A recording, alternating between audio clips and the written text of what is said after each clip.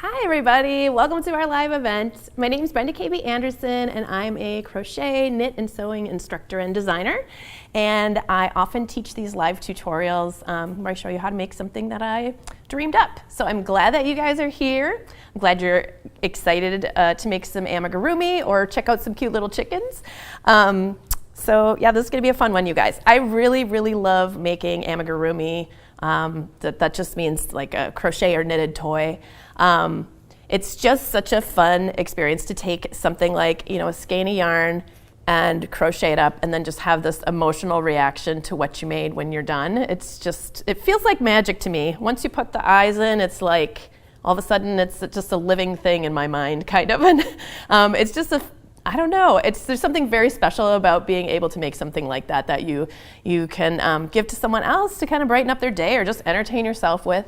So I'm very excited to teach this today. I'm glad that you guys are here. This is, of course, it's a live event, so hello. And if you guys want to say hello back, or if you want to tell me what you're working on, or if you want to, just have any suggestions for future live events. Of course, if you guys have questions about what I'm doing or you want me to go over something a little bit more, if anything doesn't make sense or anything, definitely put that in the chat, you guys, so that I can clarify things and help you out, because that's why we do these live events, so that we can kind of talk to each other and learn from each other. All right. We have a question. Do we have monthly Q&As? We do have monthly Q&As. They have sort of turned into like a usually there's like a theme. A couple weeks ago for my Q&A, I did basically like a live event all about safety eyes. So it was called Safety Eyes Know-How. So it was kind of centered around that. But if you have questions, if you just have random crochet questions, you can always ask and I'll try to answer them during those live events, during those Q&As. Even if it isn't specifically what that Q&A is about, or if you're just kind of wondering something, you can just put that in the chat, and if I have time to answer it, or if it kind of can blend into what we're talking about that day, then I can answer it. But also, if you have those questions, I'm sure other people have those questions too. So I always like to know what you guys are wondering about, what you guys are having trouble with, or what you guys would like to see more of for live demonstrations and Q&A types of events. So it helps me to know what you guys are thinking about, and maybe I'll do a Q&A based on something that you ask. So, all right. Okay, so we are going to be working from this pattern. It's called Little Chicken. It's a free download for everybody, so you can go ahead and download that and follow along. You can always download it later. This live event, as well as all the other live events that I do, you're always able to watch them later. So, if you can't stay for the whole thing, or if you want to, refer back to it as you're working on your project, you can certainly do that. So that'll always be available.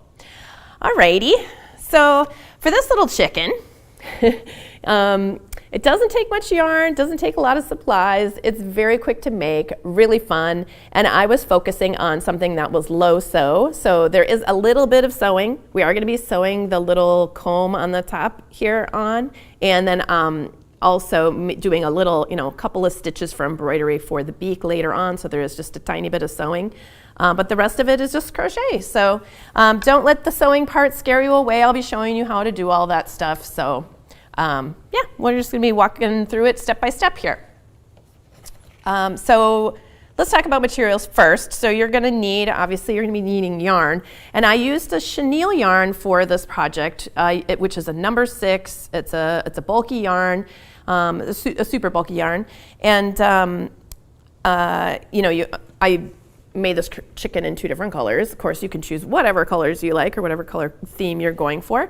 But not everybody has chenille yarn at home, and you might want to just make this out of scraps because it's so small. I bet you have some kind of scraps at home that would be suitable for making chickens out of.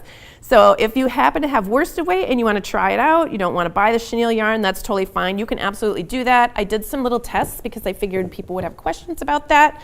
So I want to show you my little variations that I made here, kind of explain a little bit. So this here is Myra. This is based on a chicken that my friends had. So this chicken was made with 3 strands of yarn. So it was actually 2 strands of a black worsted weight yarn and 1 strand of a white sport weight. If you don't happen to have sport weight, you can do 2 worsted weight yarns just held together. That should be enough. Maybe go down a hook size or 2. And then you would end up with something like this. Oh, I should mention too, I wanted to get these little horizontal lines in here, so I was working this part of the body for this particular chicken only, not these other chickens, but this particular chicken through the back loop only.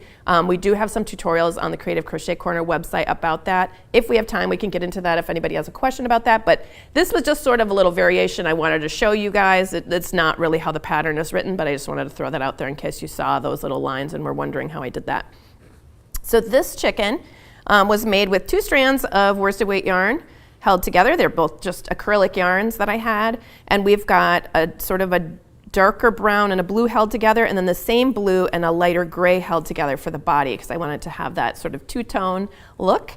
And then in order to kind of blend these colors together, I did some spike stitches down below. And if you've never heard of spike stitches, that's okay. We have videos on the Creative Crochet Corner website about spike stitches as well. But basically you're just stitching, taking a stitch much further down below. That's what these little lines are. Again, if we have time, I will get into that, but that, again, that's not really what I'm going to be showing you. We're just doing the very basic chicken in this live tutorial here. And then lastly, this little guy here, this one's not quite finished. You can see it doesn't have a beak or the little comb on top, but this was made with just 1 strand of worsted weight yarn, and I went down to probably, I think it was like maybe an E hook or an F hook, I'm not really sure. Something that is small enough to make your crochet fabric nice and tight so you don't see those holes between stitches, and you're gonna end up with a much smaller chicken. You can see the difference between chickens here. So just in case you're wondering about using worsted weight yarn, and in this demo I'm going to be using the chenille yarn that I used here in this project, the way that the pattern is written up. And so I've got 3 colors: the main color, which is the body head, and then contrast color 1, which is the comb, and contrast color 2, which is the beak. And just a tiny amount of each of these, really just like a couple yards of that and 1 yard of this. And the body is about 44 yards of the chenille. I was able to get 3 chickens out of one of these skeins of yarn. So if that helps, you can make yourself a little flock. All right, and then you'll be using whatever size hook you need to in order to crochet a fairly dense gauge that's not going to stretch out or have the stuffing showing between your stitches. So I'm using a J hook, which is a 6.0 millimeter hook. But you'll use whatever you need to in order to get a fabric that is nice and firm and, yeah, not going to show those holes between stitches when you stuff it. And you will be needing a stitch marker. Actually, I'm not even sure that I used one, but it might be helpful to have stitch markers if for pinning or kind of clipping the comb to the head as you're sewing it on if you're new to sewing. Or you could use quilter's pins for that if you like. You'll also be needing some fiber fill. I just have this polyester fiber fill stuffing fluff, and you just need, a couple handfuls of that. It really does compact quite a bit when you stuff your chicken. So that might seem like a lot for this chicken, but it's all gonna fit in there, I think.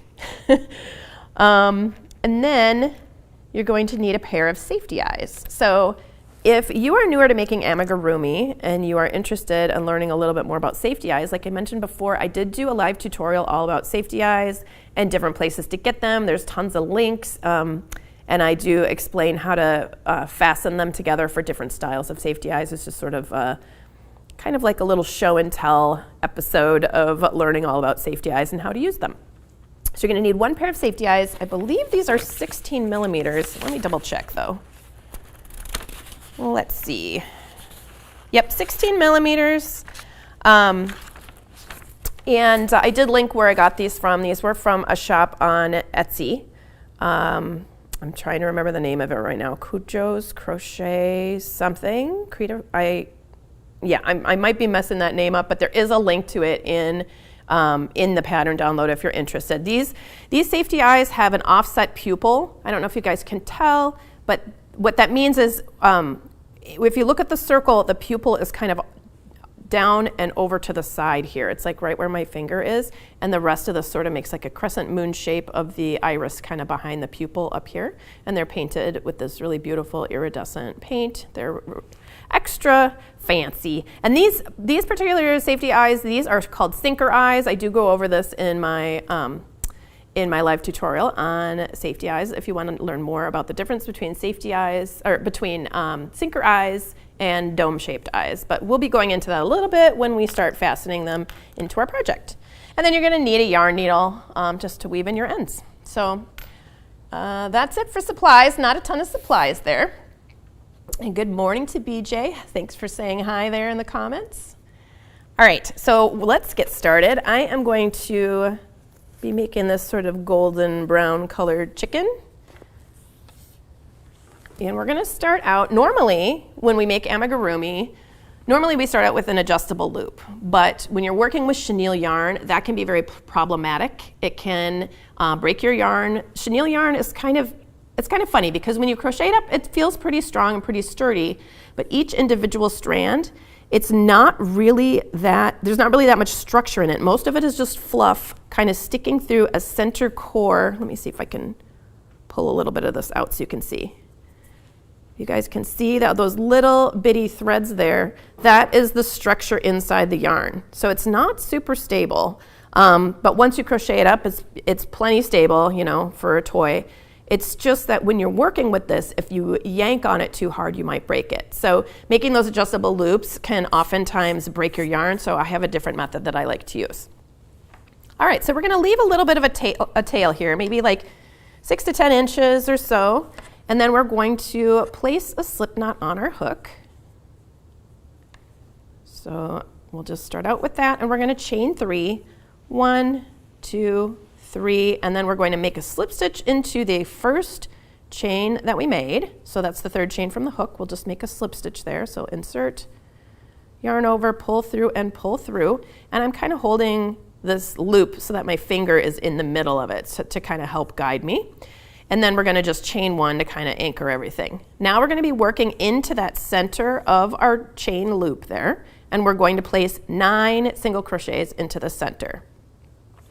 So we insert, yarn over, pull up a loop, yarn over, and pull through 2.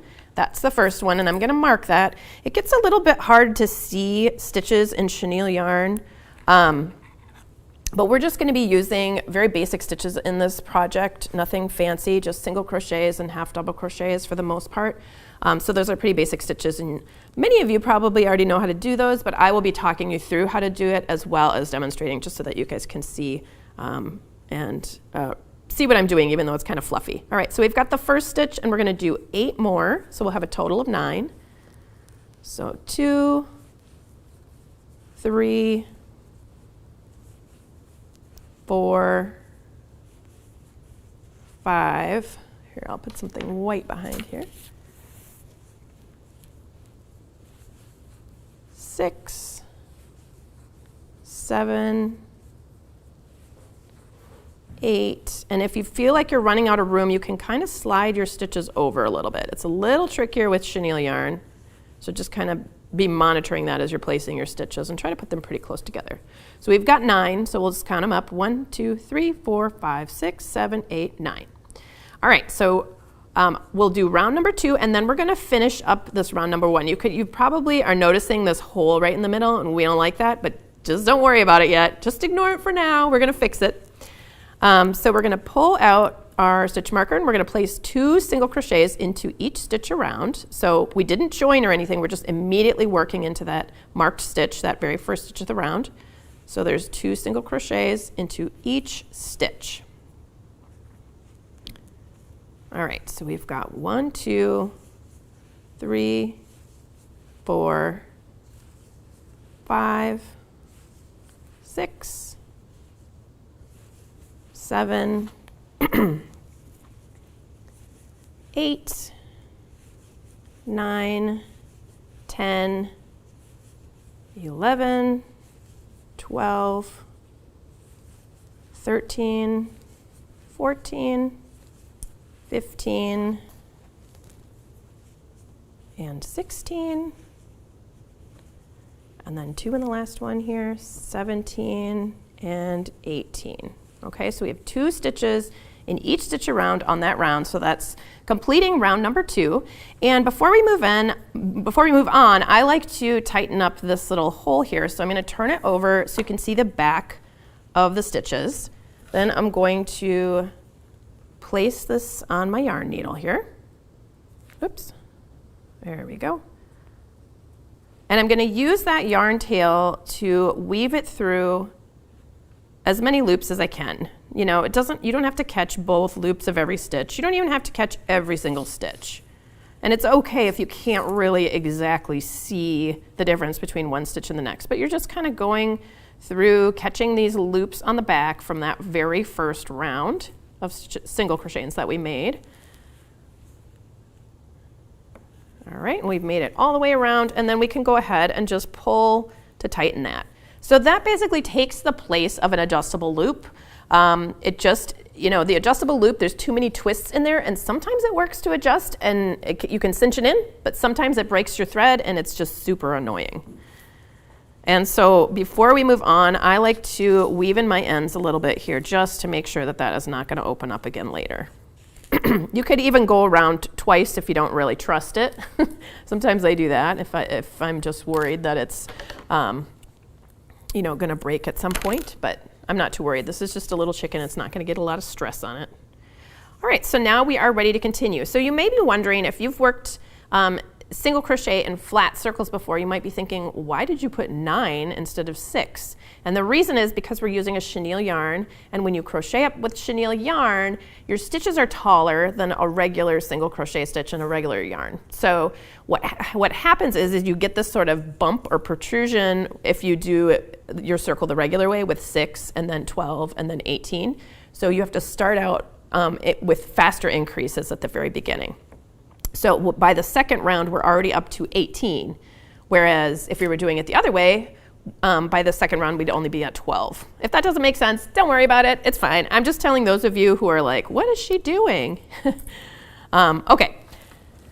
So the next round, let's see, we're on round number 3 of our directions. So we're going to single crochet into each of the next 2 stitches, 2 single crochets into the next stitch, and we're going to repeat that 6 times for a total of 24.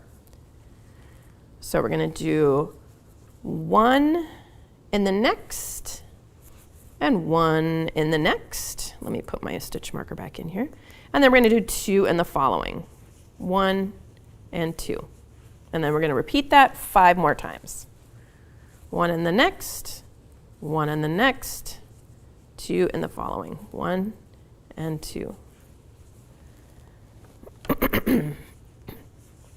1 in the next, 1 in the next, and 2 in the following. 1 and 2. And we'll keep repeating that. 1 in the next, 1 in the next, and 2 in the following. 1, 1, and 2.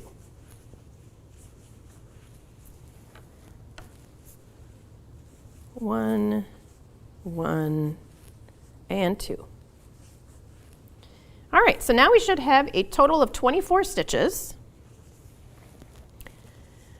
And then we're going to move on to round number 4. So, oh, I just noticed in my pattern, after the 3rd round is when I tell you to close this up. You can do it any time after the 2nd round. You can do it after the 2nd, you can do it after the 3rd. You just don't want to go too far because then you're going to forget. And also you're going to be shaping the chicken and it'll get a little bit awkward to do it. So it's better to do it in the first, 4 rounds or so. All right, so round number 4. We're going to do a single crochet in each of the next 5 stitches and then 2 into the next stitch, and we're going to do that 4 times. So 1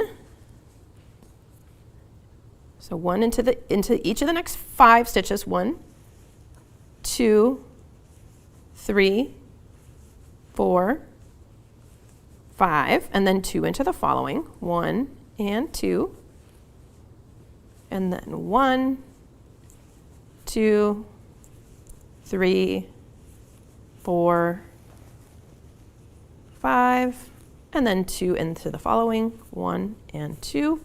We're halfway around at this point, and we're going to do all that again. So 1, 2, 3, 4, 5, and then 2 in the following stitch. 1 and 2. And 1, 2, 3, 4, 5, and then 2 in the last stitch. 1 and 2.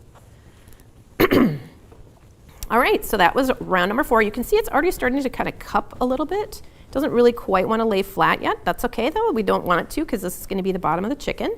So we're going to do one round, this is round number 5, one round where we just work even. So that just means we're placing one single crochet into each stitch around. So let's go ahead and do that and just allow it to kind of turn into that cup shape. That's what it wants to do because we stopped doing increases.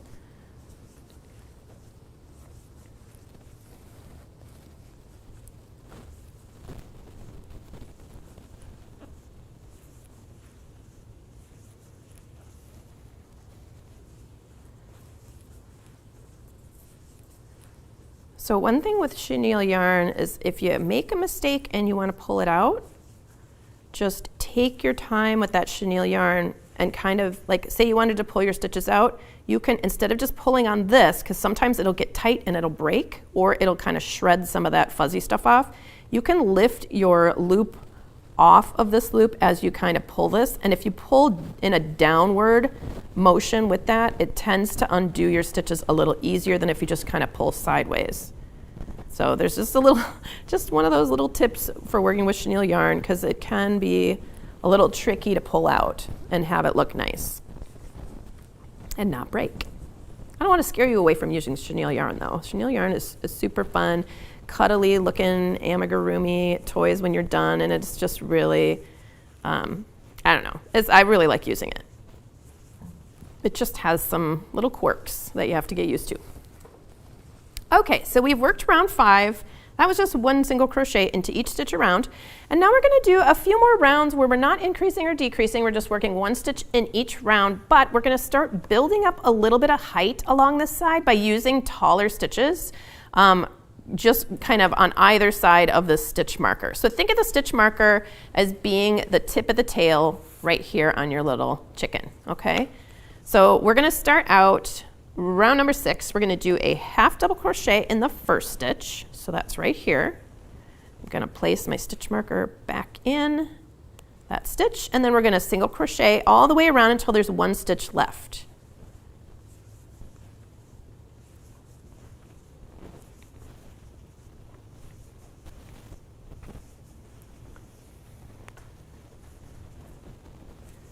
Oh, Joyce says, thank you for the tip. Hi from Hong Kong. Well, thanks for being here, Joyce. I'm glad that it was helpful.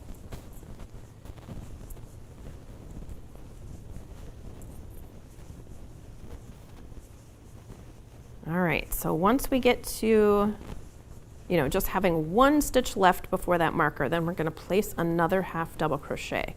So that means, there's 2 double I meant to say a half double crochet, not a double crochet.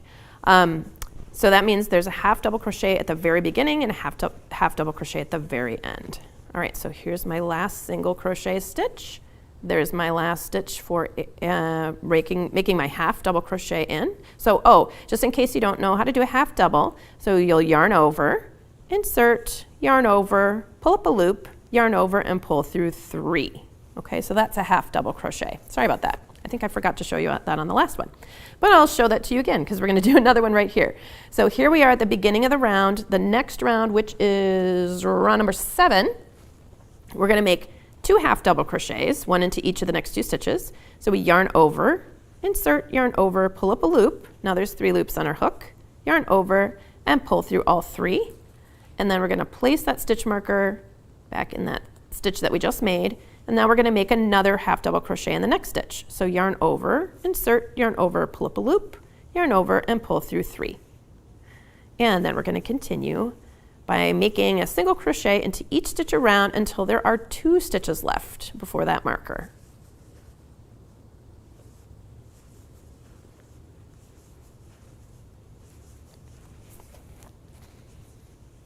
So I am curious to know how many of you guys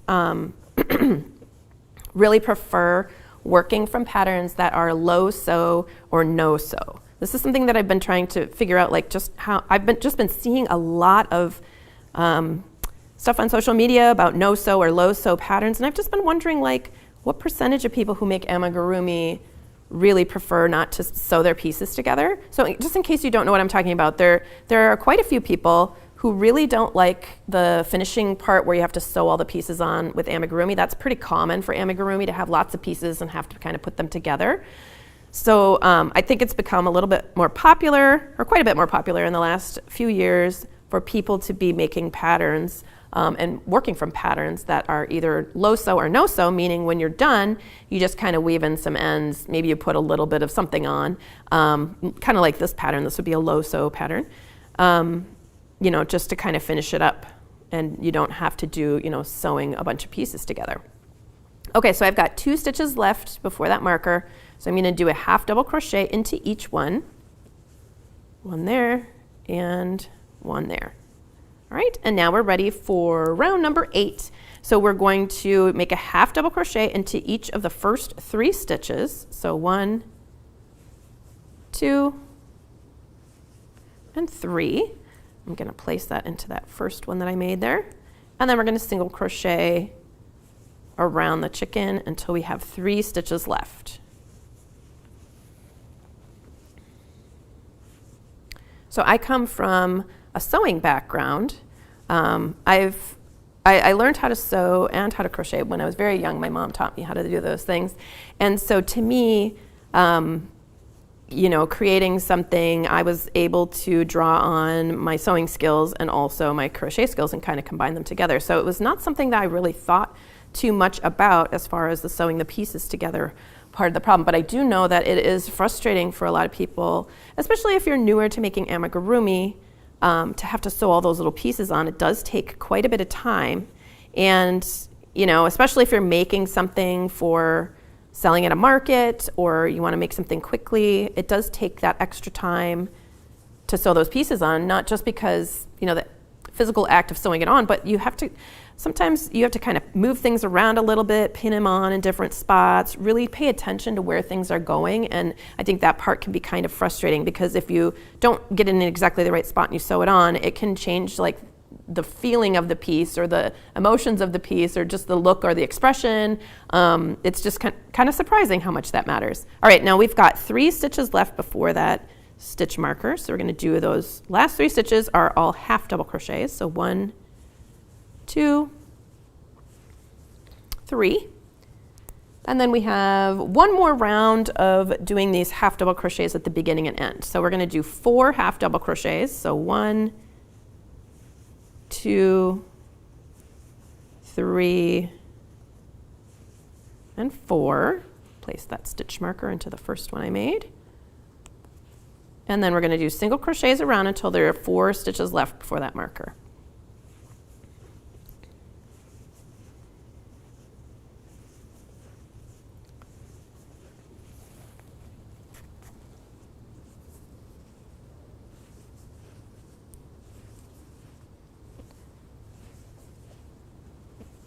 Looks like we've got a couple of questions. Leah's saying chenille yarn recommendations, please. Okay, so for this project, I'm using Premier Parfait Chunky, and I really like this particular brand. I also like Hobie's yarn. I'm trying to think of what the name of it is. Something about a bunny, Snuggle Bunny? I think it's something like that, Snuggle Bunny, something. Oh, I'm trying to remember, but I tested a lot of chenille yarns actually because I taught a class called Funigurumi, which is like fun amigurumi, and also it's kind of funny, where you make like a cat that is, a cheeseburger that's shaped like a cat, and then a boba bunny, like a boba with little bobas at the bottom, but has like bunny ears on it, and then a corn dog it's a little dog that has little doggy ears. But I teach that class on Craftsy and also on the Creative Crochet Corner website. You can access it there too. But when I was working on that class, I really wanted to test out a bunch of different chenille yarns because I know that they can be kind of splitty. They kind of fall apart to some degree. And the two that I'm like the Premier Parfait Chunky, this one I really, really love. And also the other one, which I'm failing to remember, but I feel like it's called Snuggle Bunny or something like that. And it's a Hobie yarn, Hobie chenille yarn. Those are my 2 favorites. Okay, so Lola's saying, I prefer not to sew parts. It's just too much for me sewing the little parts together. Yeah, it's kind of hard to hang on to. It's a little awkward, and some people would just really rather crochet and then just have it appear, be mostly done, right? I hear ya. Joyce is saying, I do have a project with all parts done, but haven't had the patience to sit down and sew them together, probably because I can't do it so well and I'm scared I messed up the last part. Oh, yeah, see, I hear you. It's a different skill to be doing the sewing part, really, and it takes a lot of patience and a lot of practice in order to kind of like learn how to hold things while you're sewing them and making sure they're not moving around while you're sewing them, because that is a problem that can definitely happen. All right, so here's our last 4 stitches. We're doing those 4 half double crochets in the last 4 stitches. Oh, and we've got a link in there to my class. Thank you. Let's see. Oh, no sew are easy. I don't mind sewing, to be honest. Okay, yeah.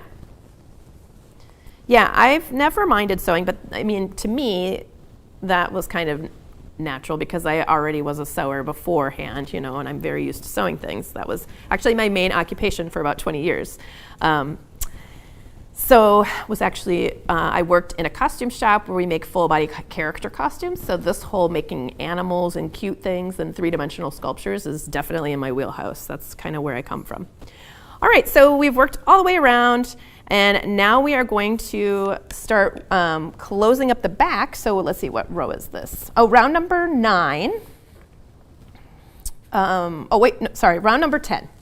So we're going to start by, we just chain 1 stitch. Okay, that chain is not going to be counted as a stitch. We're never going to work into it. We're just kind of using that to get our hook away from our project a little bit, because we're going to be working into this stitch and also into that last stitch we just made. So if you're at all unsure about what the last stitch you made was, you can look at your little half double crochet. It's got a diagonal line here and one coming straight down here. This right here is the top of that stitch. And you can put a stitch marker in there before you try to work into it, because what we're going to do, here's our little chain. What we're going to do is we're going to just fold our piece like this, and we're going to work underneath the next stitch, which would be normally where we work, right there under both loops. And then we are going to work through that marked stitch, the very last stitch of the round. Okay, so at this point, when you get your hook through, you can pull out the stitch markers, so it's a little less awkward. And we're just going to yarn over, bring that yarn through both layers and through that loop that was on our hook right there. And now we're going to do that again. It's a little easier now. The trickiest one was the very first one, just kind of knowing where to put your hook. So now we're going to go under both loops in the layer in front, both loops in the layer behind, yarn over, pull through both layers, and pull through that loop on the hook. So now we've done 2 slip stitches. These are just slip stitches that we're using to seam our project. So we've got 2. Let's do that a few more times. We're going to go underneath the next stitch in the row in front and the one that's right behind it. So there's 3. Let's do it again. 4. We're doing 8, by the way. 5, 6, 7, and 8. All right, so now we're going to make a single crochet into each of the remaining 12 stitches. So 1, 2, 3, 4, 5, 6, 7, 8, 9, 10, 11, 12. It's good just to count that up before you start working on it, just to make sure. And you can really start stuffing this at any point here. I usually wait until I am almost done with the chicken and then I stuff it, but if you find it easier, or if you're making a really little one and you're worried you're not going to be able to push the stuffing down in, you can start stuffing at any point after this here, or at this point, or any point beyond, I guess I should say. So we're going to do a single crochet into each of the last 12 stitches of that round. So there's the first one, and let's mark that stitch. Ooh, this is a giant stitch marker. Forgot I had that in there. And we're just going to continue making single crochets into each of the next, or total 12 stitches around here. So we'll be working on 12 stitches after this here.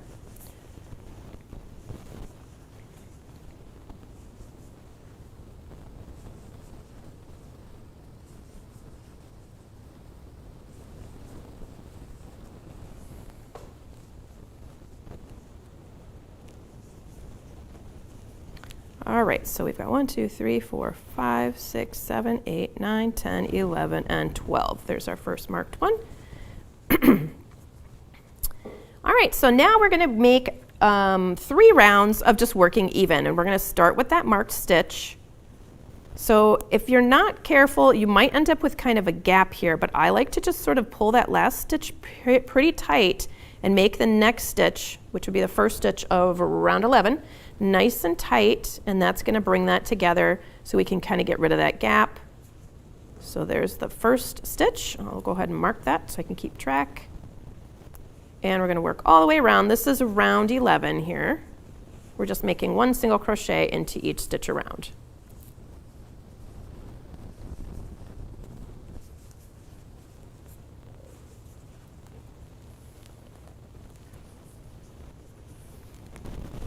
So Elena's saying, I'm watching because it's looking so fluffy and chill to watch. Thanks.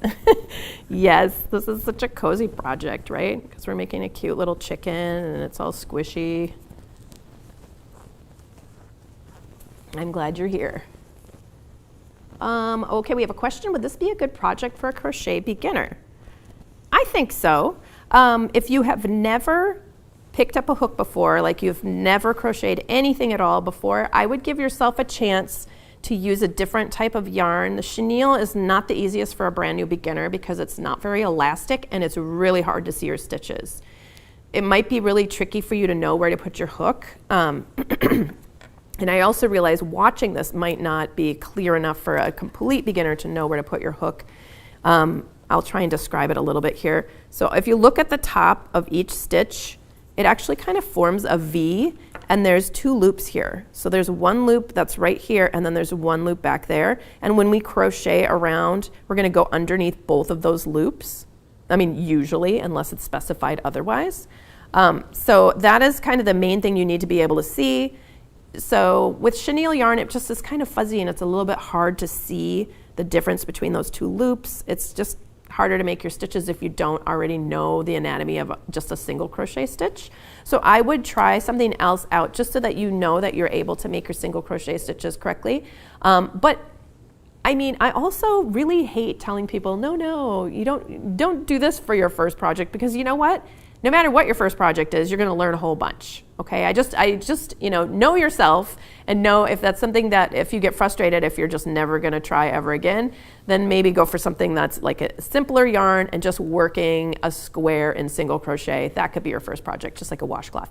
But if you have crocheted a little bit, like maybe you've already made a washcloth, or maybe you've made a scarf or something like that, and you're just wondering, you still consider yourself a beginner, then I think that this is a pretty good beginner project for amigurumi. It's pretty simple. There aren't a lot of pieces that you have to worry about.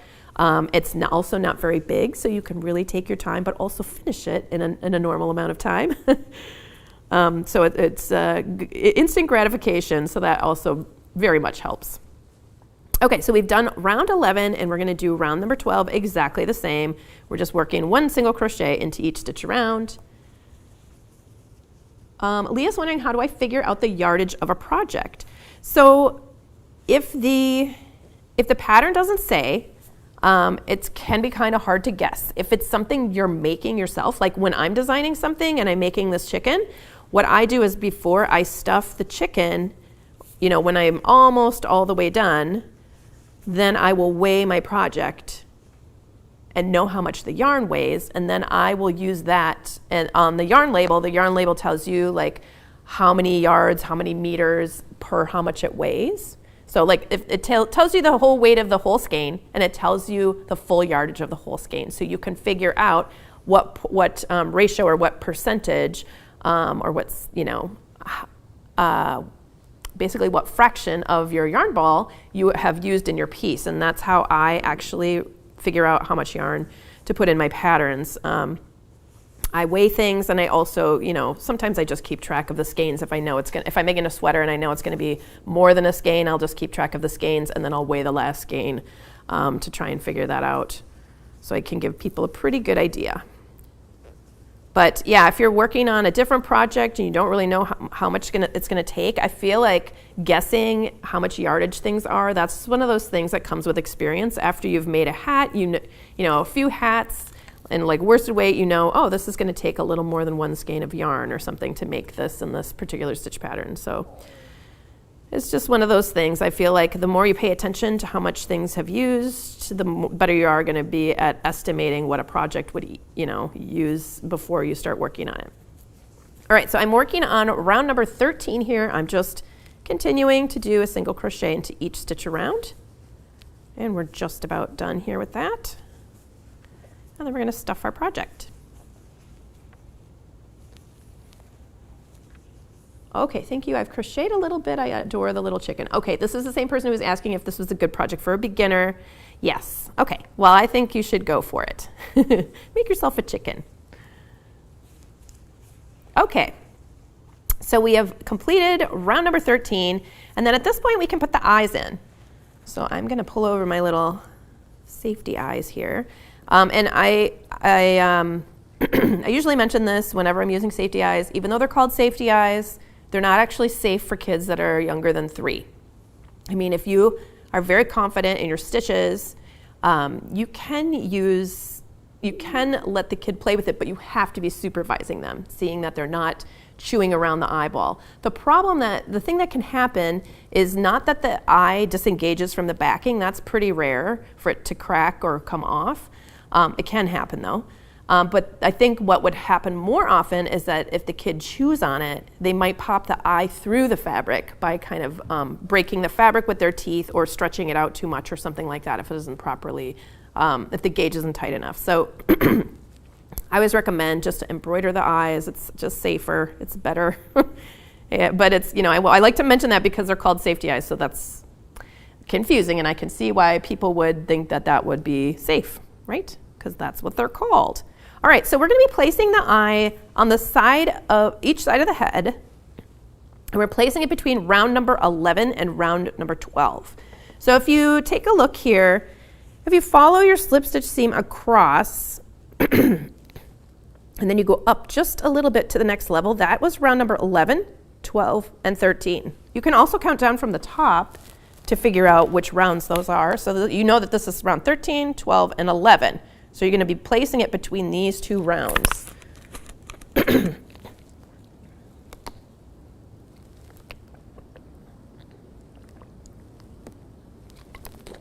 Oh, and Ruth says hello. Hello, Ruth. Thanks for saying hi. Oh, Leah says, have you used plain black eyes on a chicken? Actually, this little guy has plain black eyes.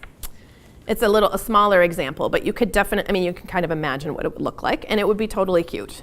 Just make sure with the chenille yarn, you're just going to want to make sure that your eyes are big enough that they're not going to pop through between the stitches. Because like I showed you before with the chenille, it has that little core, that little thread that runs through, and that is the structure in the yarn. The rest of it's just fluff. So, the pieces that are kind of going through, you want to make sure that it's really going to be held in place and not too small that it's going to either pop into your chicken or the backing's going to come through or it's going to just fall out.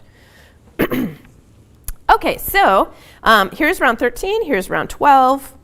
So we're going to place it between 12 and 11 so you can kind of see those bumps, those kind of this ridge here and this ridge here.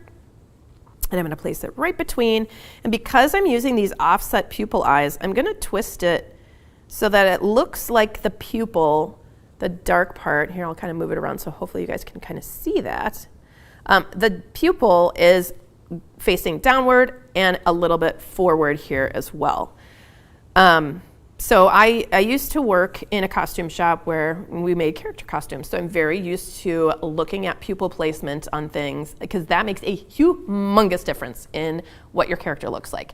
If one pupil is slightly in the wrong spot, like slightly downward, and then this one's going forward, it's gonna look weird. But luckily on this chicken, you can't see both eyes at the same time, so you would never know. But if you're working on a different project, pay attention, especially if you're using these offset pupils, pay attention to put those pupils in a place where they're kind of mirror imaging each other, or they could both be to the right, they could both be to the left, they could both be slightly, to the right and down. They can also both be slightly turned in. That makes it look sort of like it's looking down at you, which is a cute expression. But you don't want one that's kind of looking down and one to the side, because then when you look at it, you're like, I feel like it's not focusing on me. I feel like I can't see. because that's what it looks like to the human eye. All right, so now now that we place that between those two ridges, there's the post on the inside, we're gonna put the backing on, and the backing, this is sort of like a sort of squared off bowl shape. So we want the bowl to kind of cup the back of the eye. The eye is going to recess down into this bowl because this is a sinker eye. So we're gonna place that on the back, and we can push it on as far as we can by hand, and you might be able to just do this with your hands. But if you're looking for a little bit of help, you can use a pen cap, like a big marker cap, something where the post can go into the cap, but you can use the back of the cap to really push it on. I'm going to be using this little safety eye tool. I talked about this in my last live event where I was talking about supplies for safety eyes and that sort of thing. And this I bought on Etsy, and I'm going to go ahead and just put that on the back and then push it in.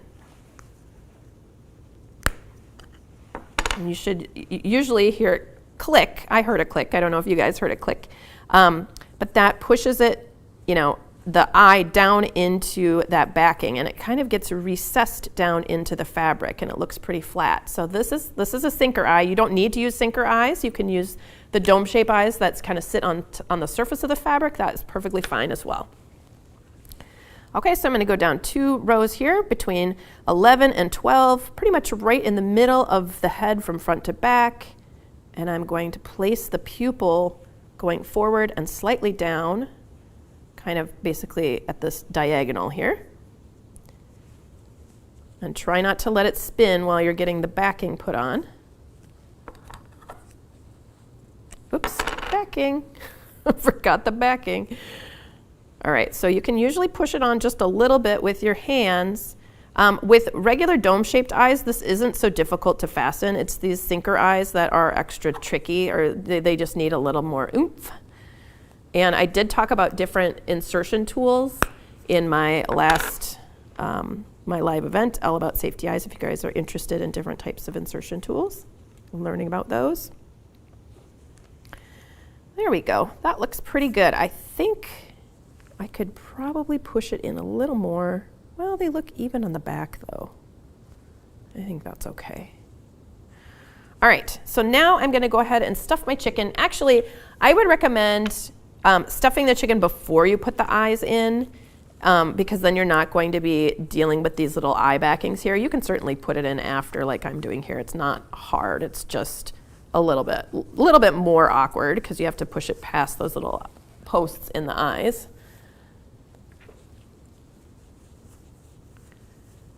And when you're stuffing something, there's lots of different kinds of stuffing, and some likes to clump up and make little blobs, and some it can make your piece look a little bit more smooth. So when you're stuffing something, I like to mix it into the stuffing that's already in there. So once I get it pushed in, I'll try and wiggle what I'm doing right now is this inside there. I'm trying to mix the two together so that they aren't separate blobs sitting next to each other, because that's what makes a lumpy amigurumi, when they're not kind of cohesive in there.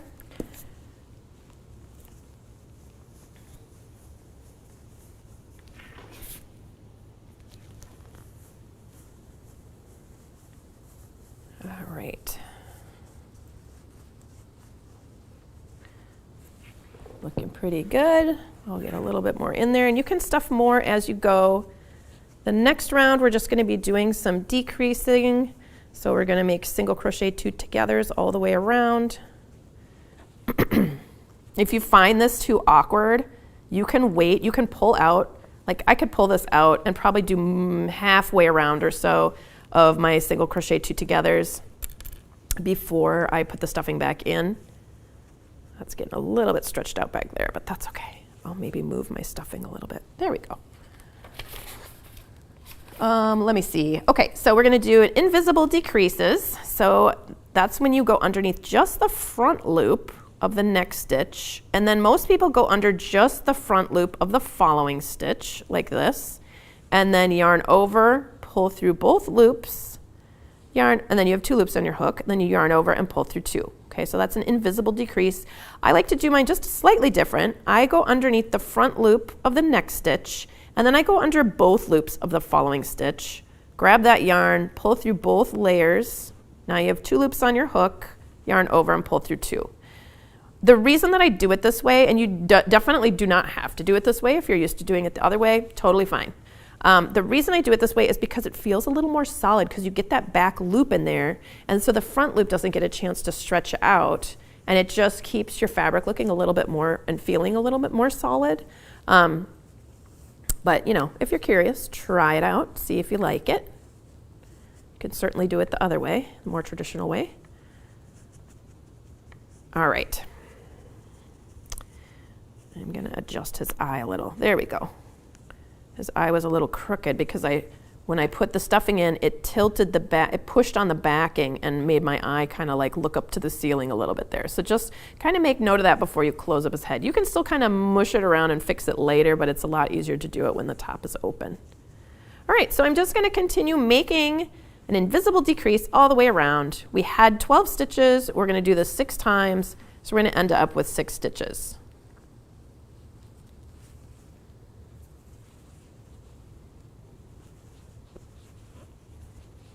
Let's see, 1, 2, 3, 4, 5, 6. All right, we're finished. So we're just going to go ahead and fasten off.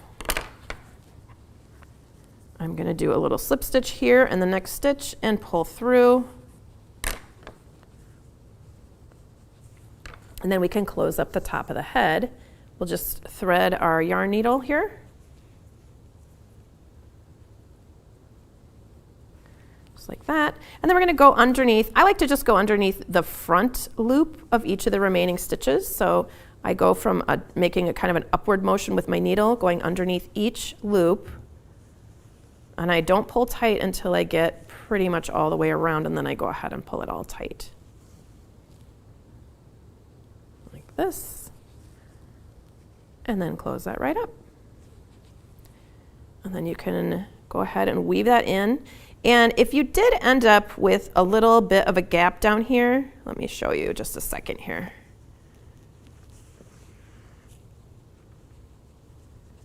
If you ended up with a little bit of a gap, see I have a little bit of a gap there. I stuffed it pretty firmly.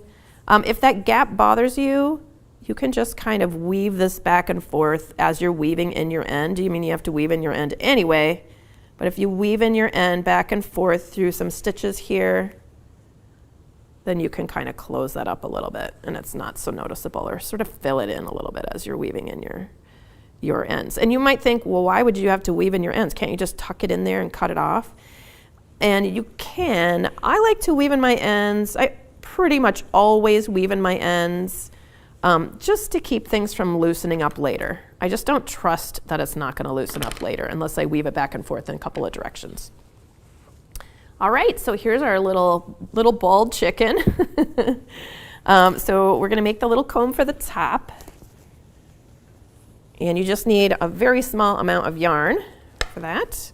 So I like to leave a little yarn tail here, enough to weave it in into the head later to kind of get rid of it. And we're going to go ahead and just make a slip knot, place that on our hook, and we're going to chain 3. So 1, 2, and 3. And then we're going to make a slip stitch into the second and third chain from the hook and the bottom of the chain. So if you look at the top of your chain, it looks like a bunch of V's. So here's a V, here's a V, here's a V. We're going to skip the very first one, that stitch right next to the hook. So the loop on the hook, that never counts as a stitch. So this would be the first stitch, but we're going to skip that one. And we're going to work into the second and third stitch, but we're going to work onto the bottom of the stitch. So that's opposite of these V's. So if you roll the V's over, there are little horizontal dashes back here. They're a little hard to see in the chenille yarn.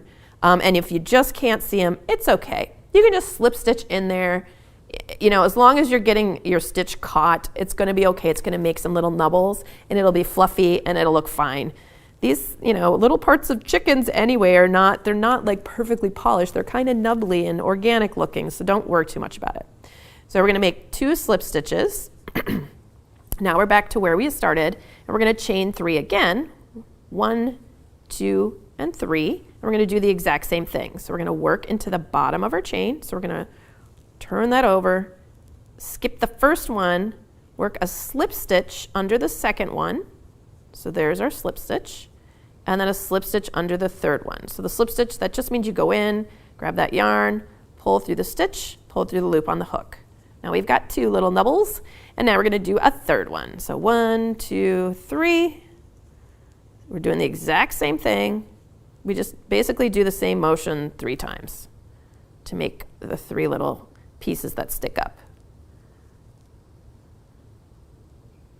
Sometimes it is kind of tricky to see that loop on the bottom there.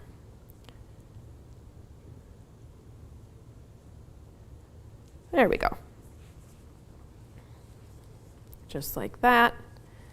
And then we're going to go ahead and cut with long enough yarn tail. We can use that to sew it on to the top of our chicken and just pull through like that. And so we're going to place this so that it's sitting right on top and a little bit to the front of our chicken like this.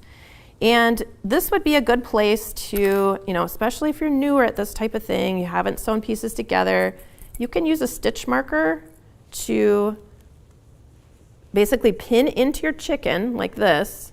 So about where you're going to put that comb, and then pin into the comb. So that's going to hold it in place while you're sewing it on.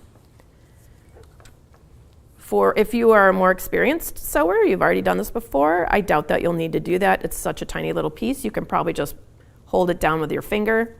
So we're going to be using that yarn tail. We're going to go into the head of the chicken and come out. And make sure that you're going under some strands, so it's going to catch your strand. And then we're going to go through a little section of the comb, okay? Just the bottom. Just imagine we're sewing just that bottom, a couple of stitches.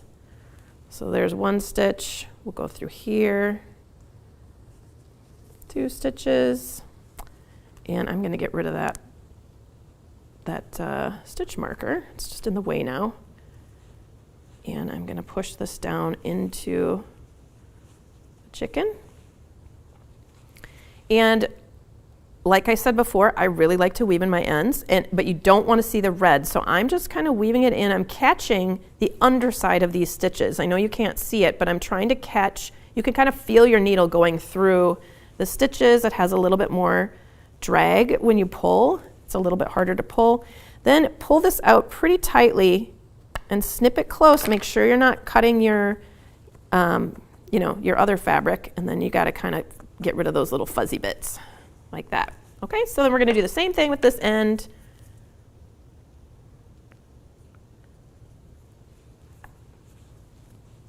We're going to just go in through the head, just take a little stitch like this, and then we're going to go through the comb, through the bottom of the comb right there, and we'll go down into the chicken. I'm going to come out back here, and I'm going to catch. I can feel it's going through some of the stitches on the back. So that's just going to make it a little bit more secure. It's not going to want to fall off of there.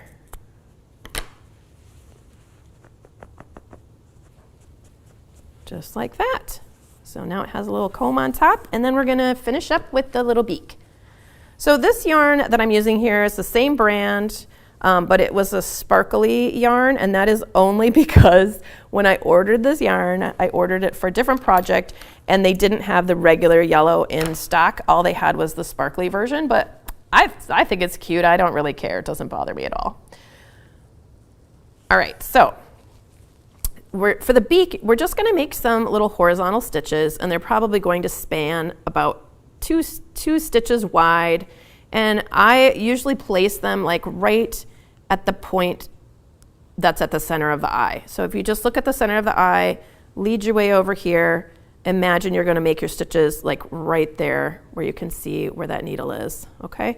So we're gonna come in from the back and pop up over here. And as soon as this tail goes in, I'm gonna stop pulling on it. As soon as it disappears, I'm gonna stop pulling on that. And then I'm gonna try to make some little stitches inside, like running it through the backs of my stitches to kind of get it to stay. Okay, the reason I'm doing this is just because I'm anchoring my yarn, instead of tying a knot, we're just kind of weaving it back and forth. And now that feels quite secure. So now I'm just gonna take some little horizontal stitches right in that space between rounds there. So about right here. And don't pull it too tight because you don't want to make the holes between your stitches big. You just want to pull it, until it's pretty snug against the chicken. Not tight though. Like, should be close but not tight. And then you're just going to add as many as you want to until the beak sort of starts to stick out just a little bit.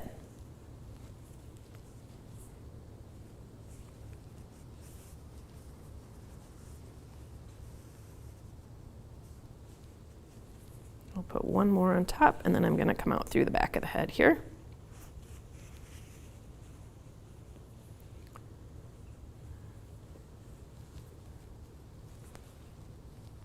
Oh, we have a question. What's the difference between a regular decrease and an invisible decrease? So a regular decrease, you make almost the whole stitch, except for that last yarn over pull through. You make that almost the whole stitch twice, and then you do a yarn over and pull through. Let me see. I can show you that real quick.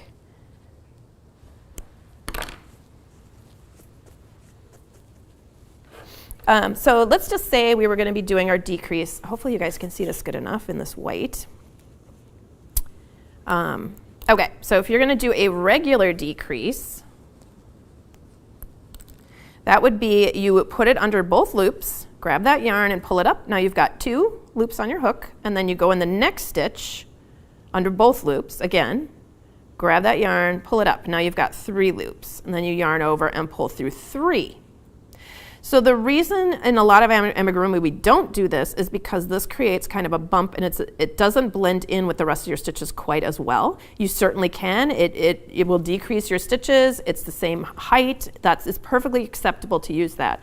But oftentimes we do an invisible decrease because you really can't hardly see it. So the invisible decrease is where you just go under the front loop and then directly into the next stitch, whether you're going under the front loop or both loops, like I do, before you do that yarn over, okay? So we're only yarning over once and pulling it up. And then we do our last yarn over and pull through 2. And so basically what you're doing with an invisible decrease is you're decreasing it right away before you even really make the stitch. You're just kind of pulling these 2 stitches together, and then you're just making a regular single crochet right there is what you're really doing.